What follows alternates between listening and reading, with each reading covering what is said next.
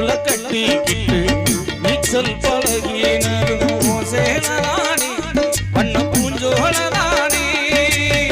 வெறுந்தர விரிப்புல நான் படுத்து கிடந்ததும் சேலராணி பண்ண பூஞ்சோழராணி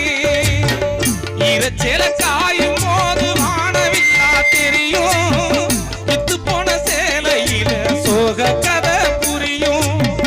கஞ்சி கொண்டு போகையிலே சும்மாடா இருக்கும்